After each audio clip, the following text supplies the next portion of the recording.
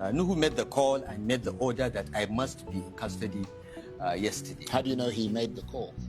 He made the call because we listened to their calls. The government thinks that they're the only ones that listen to calls, but we also have our ways. He made the call, he gave the order.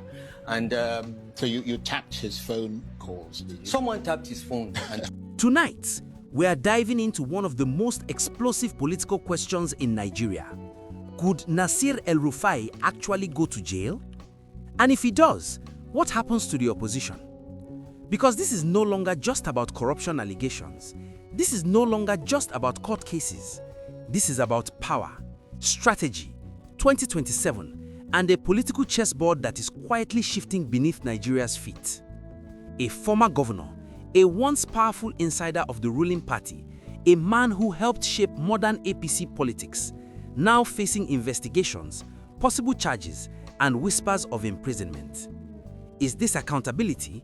Is this political retaliation, or is it both? Behind the headlines lies something bigger: the future of the African Democratic Congress, the rising opposition force that many believe could reshape Nigeria's political map. If El-Rufai falls, does ADC collapse? Or does his prosecution turn him into a political symbol that energizes millions? So for us, as the people of Kaduna State, we demand a full probe of the former governor of the state. In this video, we will break down the legal risks, the possible jail terms, the political calculations, and the 2027 implications. Stay with me, because by the end, you'll understand why this case could redefine Nigeria's opposition politics. The man at the center of this storm is Nasir El-Rufai, who served as governor of Kaduna State from 2015 to 2023. Known for his bold reforms, controversial policies, and sharp political instincts, El-Rufai was once considered one of the intellectual pillars of the APC. But after leaving office, a political and legal cloud began forming. The Kaduna State House of Assembly reportedly conducted an investigation into his administration. The findings alleged significant financial irregularities during his tenure. Among the claims were issues involving public loans, contract awards, and the handling of public funds.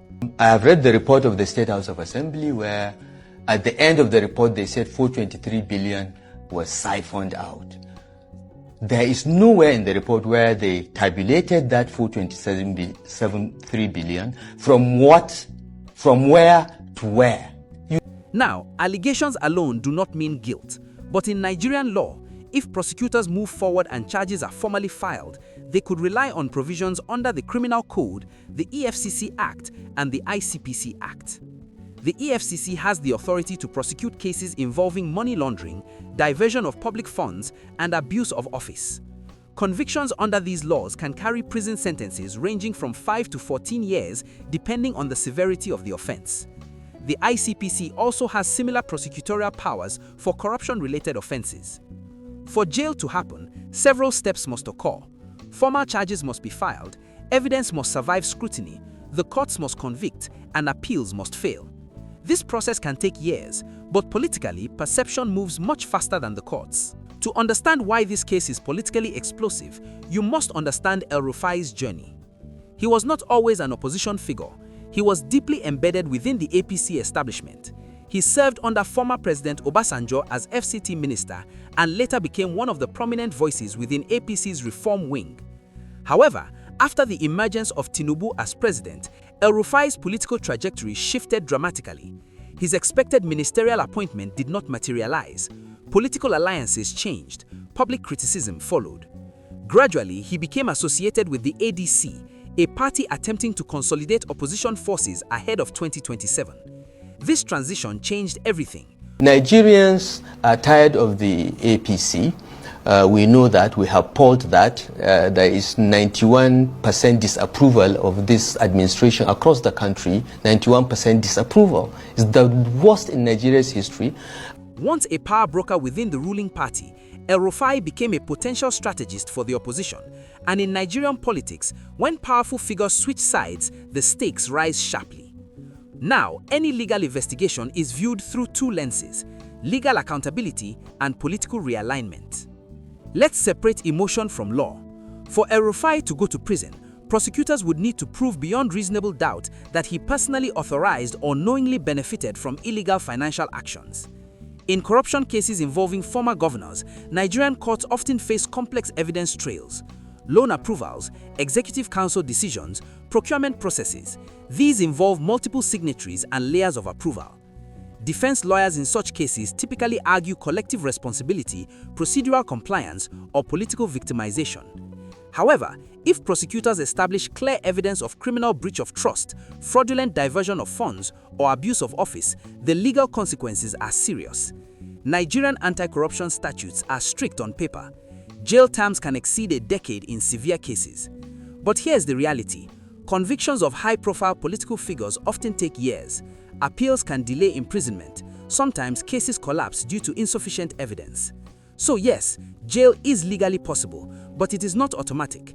It depends entirely on the strength of the evidence and judicial independence. Now we move to the political battlefield. If El-Rufai is convicted and imprisoned, the African Democratic Congress could face immediate strategic challenges. First, leadership vacuum. El-Rufai is not just a public figure, he is seen as a political tactician. His network in northern Nigeria carries weight. His policy background gives credibility to opposition messaging. Without him physically present in strategy meetings, coalition-building efforts could slow. Second, perception of weakness. Some political actors may hesitate to align with a party whose high-profile figure is legally embattled. Third, resource mobilization. Campaign financing and elite negotiations often depend on influence networks. Losing a central strategist can disrupt those channels. However, politics rarely moves in a straight line. History shows that prosecution can sometimes strengthen, not weaken, opposition figures. If ADC successfully frames El-Rufai's prosecution as selective enforcement, it could ignite sympathy across segments of the electorate, particularly in regions where economic frustration is high. In such a scenario, jail transforms from punishment into symbolism. Supporters could interpret it as suppression of dissent. Youth voters might rally around a narrative of political persecution. Coalition partners might unite more firmly in solidarity. The ruling establishment would then face a different challenge, containing a narrative of injustice rather than just prosecuting a legal case.